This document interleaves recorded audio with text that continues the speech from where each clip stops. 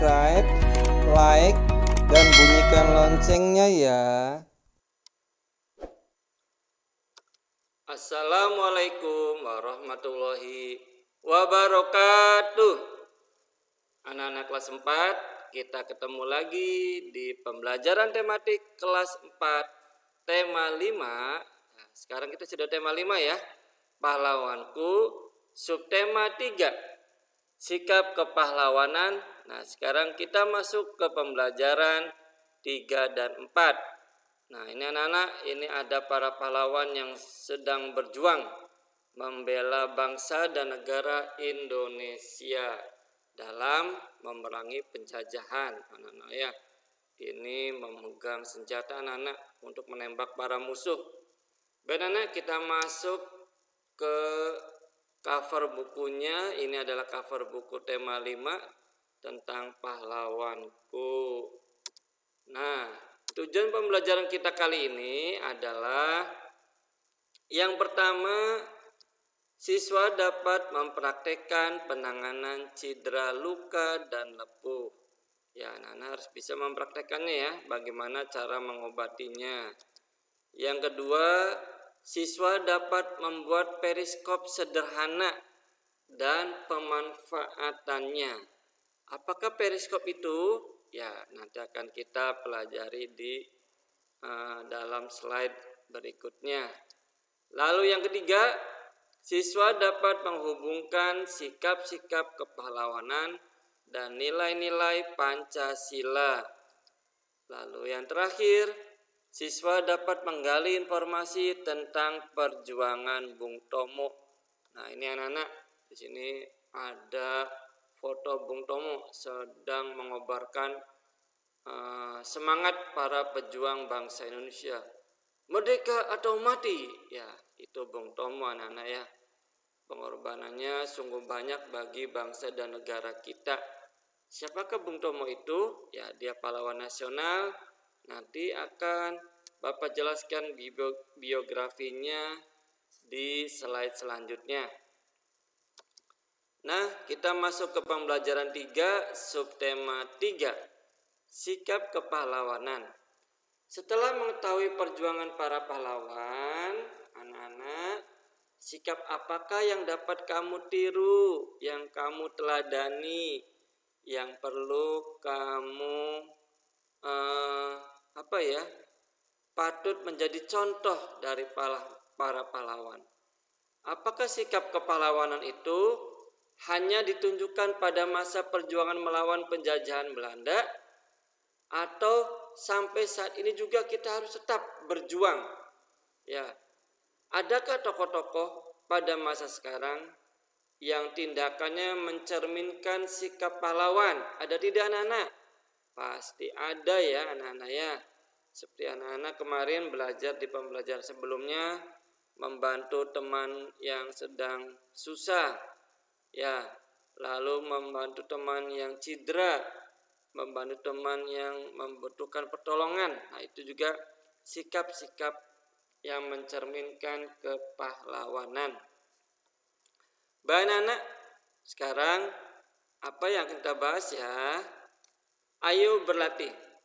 Sebelum belajar tentang sikap kepemimpinan, kamu akan belajar bersama guru olahragamu. Ya, guru olahragamu, kamu sudah belajar tentang luka memar, luka dan lepuh.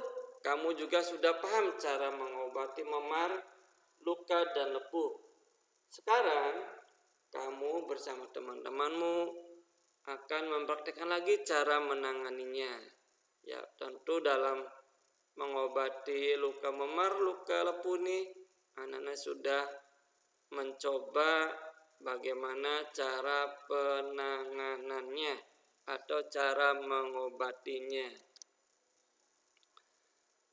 Ayo membaca. Masih ingatkah kamu dengan para perjuangan pada zaman dahulu di kerajaan Hindu, Buddha, dan Islam, ya, yang melawan penjajahan Belanda?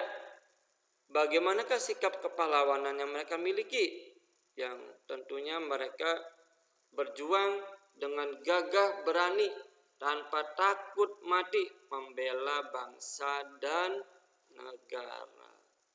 Bagaimanakah pengaruh sikap kepahlawanan mereka terhadap masyarakat sekitarmu? Tentunya berpengaruh ya.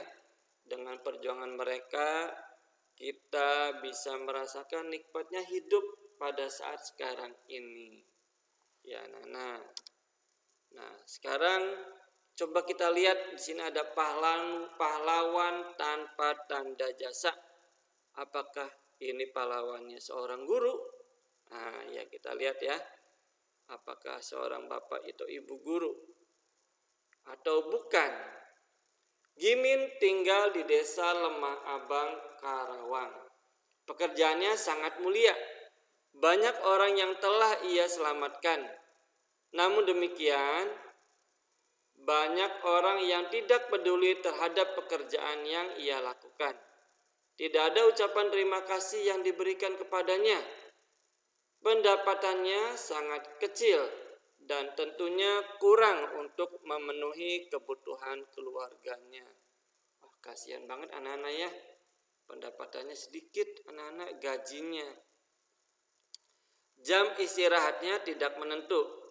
Bahkan suatu saat ia tidak bisa menikmati makan siangnya karena tiba-tiba ada pekerjaan yang harus ia lakukan. Hari raya pun terkadang ia harus masuk kerja. Ya, hari raya biasa orang-orang pada berlibur bersama keluarga, dia harus bekerja anak-anak. Namun Gimin tetap berusaha untuk bekerja sepenuh hati. Gimin sangat mencintai pekerjaannya.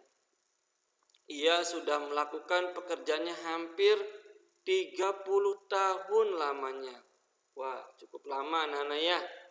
Apa sebenarnya pekerjaan Gimin? Ya, mengapa ia sangat senang? Ya, sangat senang dan bangga dengan pekerjaannya. Gimin adalah seorang penjaga pintu perlintasan kereta api. Ya, anak-anak, pintu perlintasan kereta api. Jadi apabila ada kereta lewat, nah Gimin ini yang harus menutup palang pintu rel sehingga orang-orang yang lalu lalang baik motor, mobil, sepeda atau bis itu harus berhenti.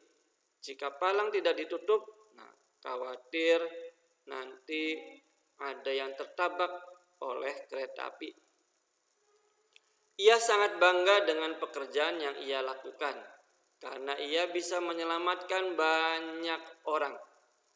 Mulai dari pejalan kaki, pengguna sepeda, motor, penumpang, mobil, atau pengguna kendaraan lainnya.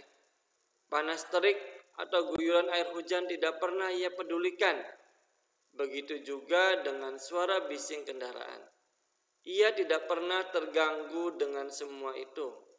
Bahkan umpatan dari mereka yang marah karena Gimin menutup pintu rel pun ia abaikan. Kenapa marah-marah ya? Para pengendara motor atau mobil, mungkin mereka menganggap jalannya dihalang-halangi oleh Gimin. Padahal itu buat keselamatan mereka sendiri anak-anak ya. Di dalam pikirannya yang ada hanyalah usaha untuk menyelamatkan orang-orang.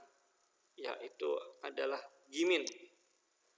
Menjadi penjaga pintu perlintasan kereta api yang bertanggung jawab adalah salah satu cerminan sikap kepahlawanan anak-anak.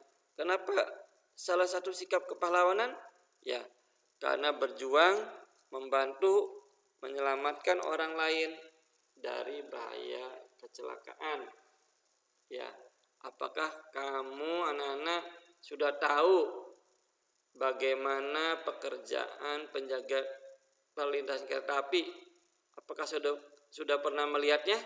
Ya, kita lihat ya bagaimana pekerjaannya. Nah, ini anak-anak ada contoh ya. Jadi pada saat ada kereta lewat, Pak Gimin melambaikan tangannya.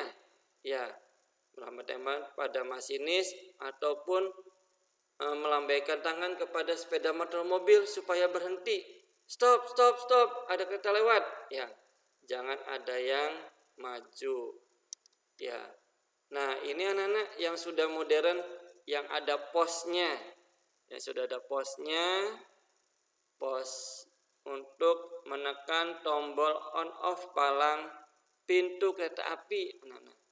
Tetapi tak jarang pula apabila listriknya mati atau padam, palang pintu tidak bisa tertutup sehingga Pak Gimin dan rekannya harus turun ke jalan untuk memberhentikan sepeda motor atau mobil yang lalu lalang, anak-anak ya.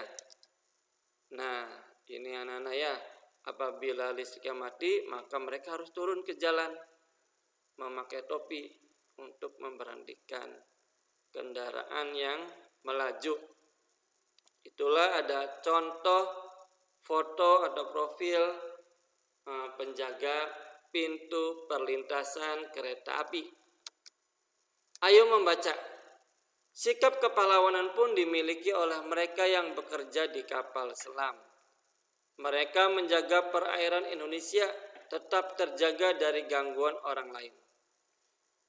Biasanya kapal selam itu menggunakan sebuah jendela ya atau teropong anak-anak yang membantunya melihat keadaan sekeliling.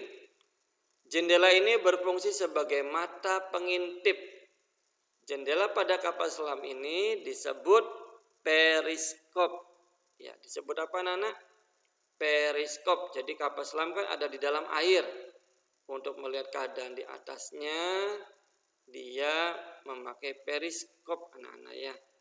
Namanya jendela pengintip. Nanti akan Bapak gambarkan atau jelaskan bagaimana periskop pada kapal selam itu. Ya. Periskop dapat kita buat secara sederhana dengan menggunakan bahan-bahan yang ada. Kamu bisa berkreasi untuk menghias periskop yang kamu buat.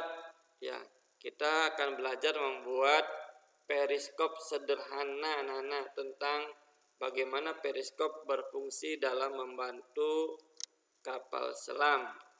Kita sediakan alat dan bahannya adalah kardus bekas. Kardus bekas. Yang kedua cermin datar 2 buah dengan ukuran yang sama, tidak terlalu besar anak-anak cermin datarnya. Lalu lem atau selotip, lalu ada busur derajat, ada gunting, ada kertas biasa atau kertas koran ataupun pembungkus kado. Lalu bagaimana cara pembuatannya? Cara pembuatannya adalah bentuklah kardus bekas menjadi sebuah balok dengan ukuran tinggi antara 30 sampai 50 cm. Panjang dan lebar masing-masingnya silakan dikondisikan.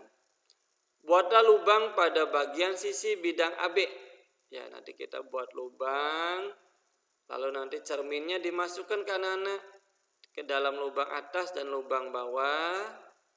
Nanti dengan sudut kemiringan 45 derajat. Bagaimana ke gambarnya? Nah, ini anak-anak. Ini amati cara kerja periskop ini ya. Ini periskop sederhana. Ini tadi kita buat kertas karton, anak-anak ya. Di sini ada cermin yang menghadap. Ya, di sini cermin. Di sini cermin. Ya. Lalu di sini ada sinar melalui lubang atas. Ini ada lubangnya anak-anak ya untuk melihatnya. Ya, ini cermin, ini ada lubang. Lalu ini ada sinar masuk. Ya. Lalu cermin menghadap ke atas. Ini anak-anak. Kita melihat ke sini, ada lubang juga. Lalu kita ke atas, ini akan bisa melihat ke sisi kiri kanan. Bagaimana cara melihatnya? Nah, periskop ini harus bisa diputar anak-anak 360 derajat diputar sehingga bisa melihat keadaan sekelilingnya anak-anak ya. Periskop, bagaimana periskopnya? Ya, periskop ini, nah ini anak-anak periskop orang yang di kapal selam ya. Di kapal selam ini melihat dari dalam kapal. Lihat dari dalam kapal, lalu melihat ke kanan kiri. Ya, matanya tempelkan ke dalam kaca itu anak-anak. Ya, setelah itu diputar kanan kiri kanan kiri. Ini dalam air anak-anak, dalam kapal selam.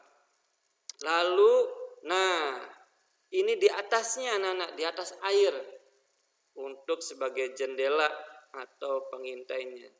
Ini bisa muter melihat keadaan sekeliling, apakah ada musuh ataukah sudah sampai di mana.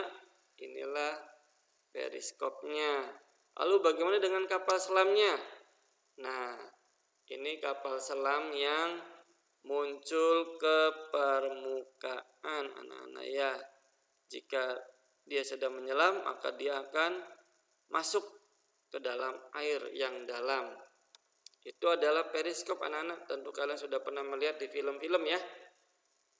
Nah, ini tadi anak-anak, ini cara kerja periskop. Ini melihat dari bawah memantul ke atas, lalu bisa melihat. Ya, ini mata anak-anak ya. Itulah cara kerja dari periskop. Tentunya ini orang pengamatnya melihat dari dalam atau dari bawah. Ya. Oke anak-anak, kita masuk ke penilaian pembelajaran 3. Yang pertama, apakah pekerjaan Gimin? Ya. Dan sudah berapa tahun dia bekerja? Pekerjaannya apa dan sudah berapa tahun dia bekerja? Yang kedua, apakah Gimin merasa senang dan bangga atas perjuangannya? Senang tidak atau bangga tidak? Ya atau tidak? Lalu mengapa? Kalau mengapa, kalian berikan alasannya. Karena, begitu anak-anak ya. Lalu nomor 3, apakah nama jendela yang dipakai kapal selam untuk membantu melihat di atas keadaan sekeliling? Nama jendela atau nama alat pengintainya disebut apa? Lalu yang keempat, tuliskan alat dan bahan dalam pembuatan periskop sederhana. Apa sajakah alat dan bahannya? Lalu soal yang terakhir, bagaimanakah cara kerja periskop itu? Anak-anak jelaskan bagaimana cara kerjanya. Itulah anak-anak penilaian pembelajaran 3 dari 1 sampai 5 yang harus kalian kerjakan dan kalian tulis. Nanti akan dikumpulkan di bapak atau ibu gurumu di sekolah. Baik, kita lanjut ke pembelajaran 4, masih di subtema 3, sikap kepahlawanan. Tahukah kamu kapan hari pahlawan diperingati?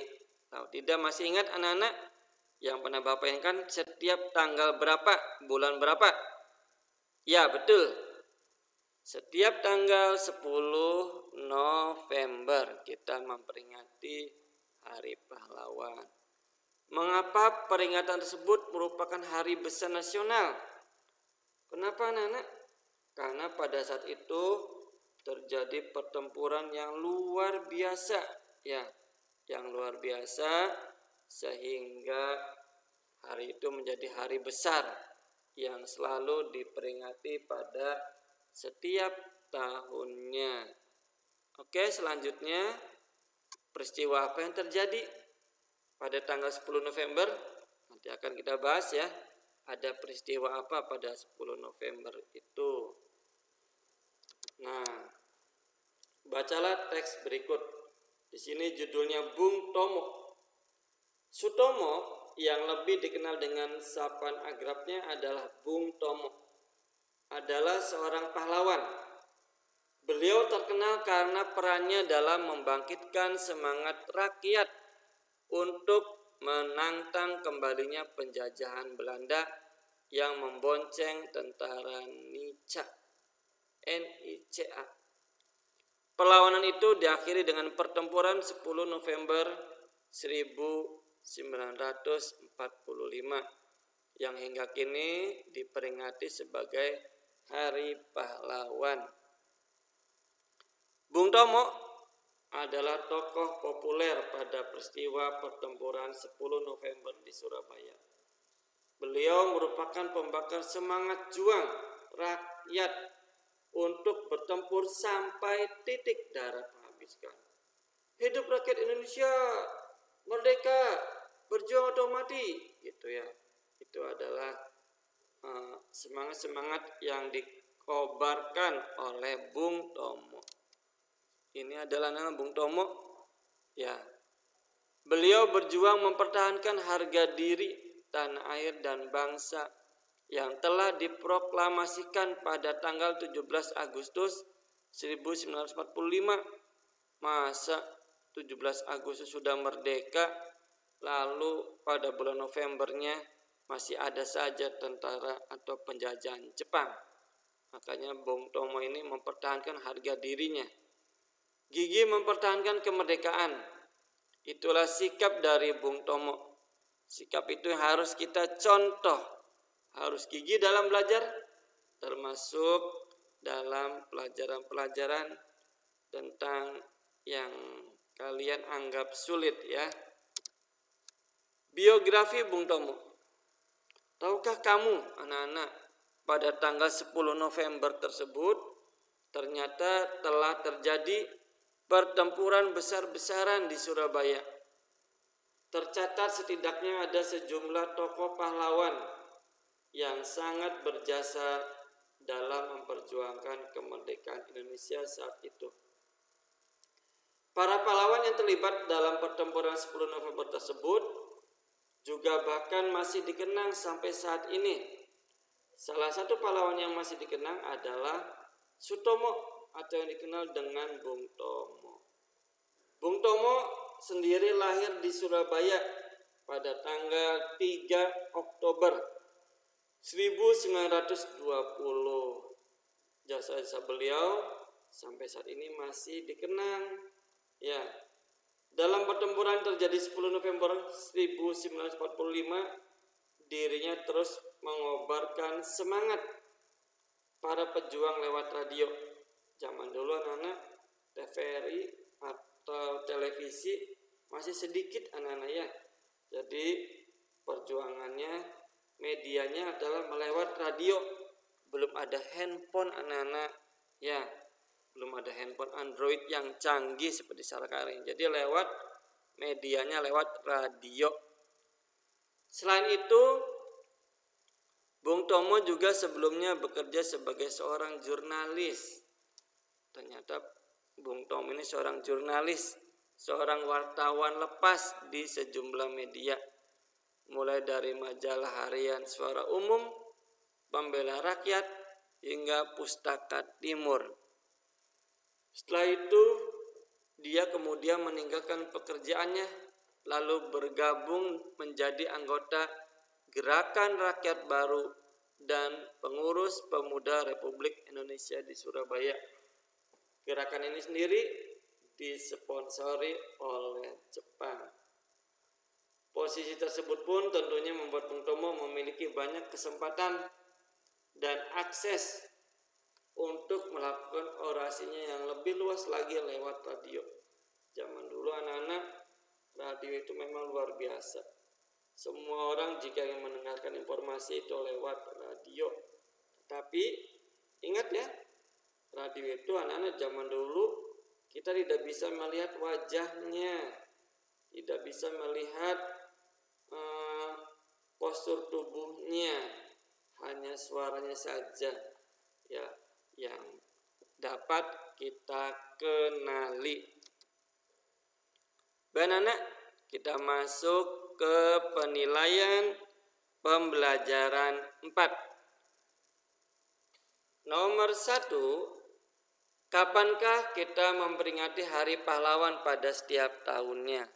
Tadi sudah Bapak jelaskan pada tanggal berapa dan bulan apa. Lalu yang kedua, siapakah Bung Tomo itu? Kalian jelaskan secara singkat. Bung Tomo adalah seorang, lanjutkan hingga singkat, padat, dan jelas. Nomor 3, sikap baik apa yang telah dilakukan Bung Tomo? Sikap baiknya apa saja sehingga Bung Tomo menjadi pahlawan nasional yang dikenang sampai sekarang? Yang keempat, melalui media apakah Bung Tomo mengobarkan semangat para pejuang? Ya, Tadi Bapak sudah jelaskan, zaman dulu belum ada HP Android. Jadi medianya apa? Dalam mengobarkan atau memberi informasi kepada para pejuang. Yang kelima, apakah pekerjaan Bung Tomo pada saat berjuang atau sebelum berjuang? Pekerjaannya apa? Sehingga mereka atau Bung Tomo dengan sangat mudah ya untuk memberikan informasi atau semangat perjuangan kepada para pejuang. Anak-anak dikerjakan ya. Penilaian pembelajaran 4 1 sampai 5 ini nanti akan dikumpulkan ya, akan dicek oleh Bapak atau Ibu gurumu di sekolah sesuai jadwal yang ditentukan. Nah, anak-anak, baik penilaian pembelajaran 5 subtema 3 pembelajaran 3 dan 4 telah selesai. Ya anak-anak, mari kita ucapkan Alhamdulillahirabbil alamin. Wassalamualaikum warahmatullahi wabarakatuh.